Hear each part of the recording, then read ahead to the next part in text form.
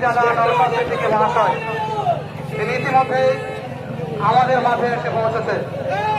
মাইকের আওয়াজ যারা শুনতে পাচ্ছেন, আমি সবাইকে আহ্বান করব জাতীয় পতাকার ছায়াতলে আসার জন্য।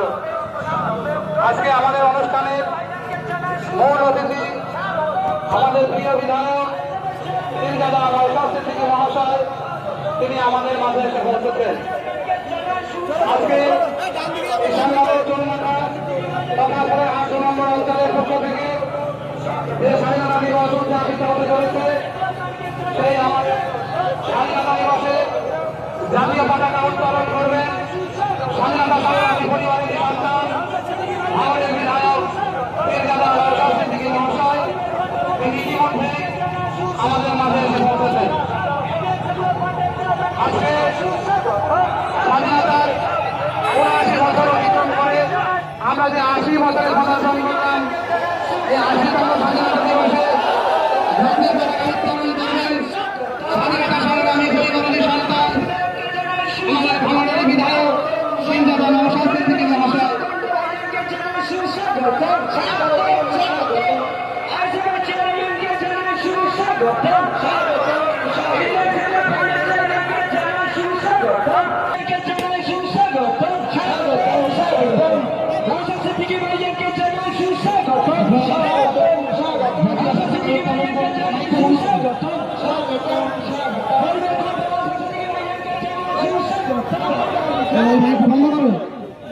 এখন জাতীয় পতাকা উত্তোলন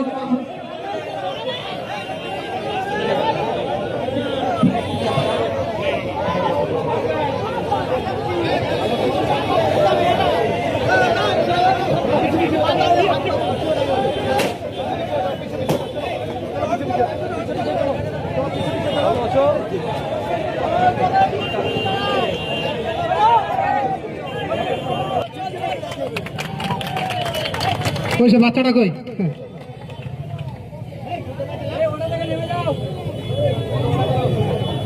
পিছনে ভাইজানকে ফুলের মালা দিয়ে বরণ করে দিচ্ছেন একটা ছোট্ট বাচ্চা।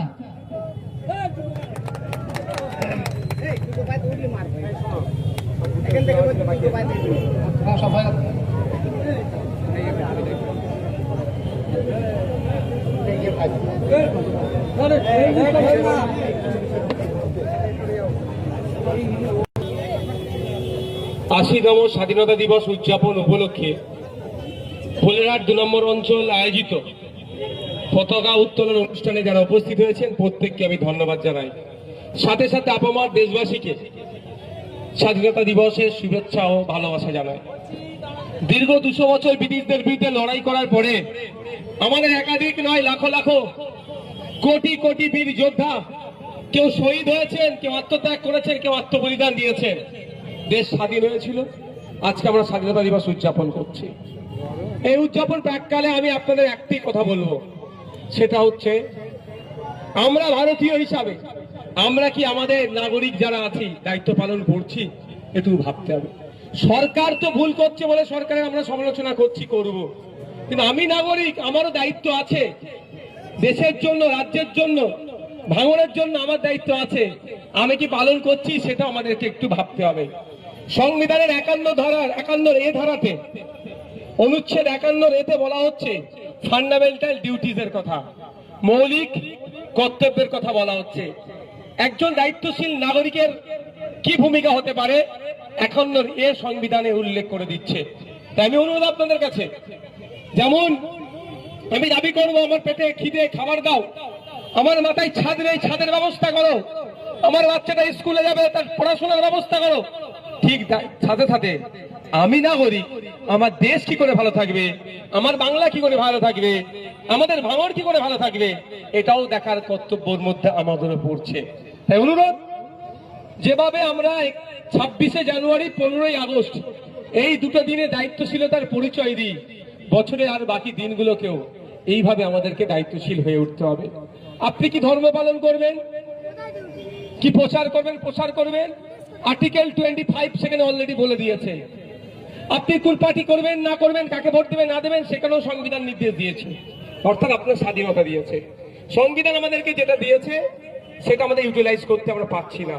আর সংবিধানের বেশ কিছু ধারা পরিবর্তন করার চেষ্টা করছে। তাই আজকে আমাদেরকে ঐক্যবদ্ধ হতে হবে। কে কোন ধর্ম বর্ণ জাত দেখার দরকার নাই। ব্রিটিশদেরকে তাড়াবার জন্য যখন ঐক্যবদ্ধ হয়েছিল, আবার এই সংবিধানের উপর যারা আক্রমণ করতে চেষ্টা করছে তাদেরকে তাড়াবার জন্য ঐক্যবদ্ধ হতে হবে। সংবিধানকে বাঁচাতে হবে, দেশকে বাঁচাতে হবে, ভোটাধিকার ফিরিয়ে নিয়ে আসতে হবে। আপনারা জানেন 27 লক্ষ ভোটাধিকারের নাম বাতিল ট্রাইব্যুনালে আছে, এখন অবশ্য বাতিল হয়নি। সেটা ফিরিয়ে নিয়ে আসার লড়াই আপনাকে আমাকেই দায়িত্ব নিয়ে করতে হবে। তো বন্ধুগণ, আজকে বক্তব্য দীর্ঘায়িত করব না। আপনারা সবাই ভালো থাকবেন, সুস্থ থাকবেন। বক্তব্যের শেষে আবার একবার আপনাদেরকে স্বাধীনতা দিবসের শুভেচ্ছা ভালোবাসা জানিয়ে আমার বক্তব্য এখানে সংক্ষিপ্ত করলাম।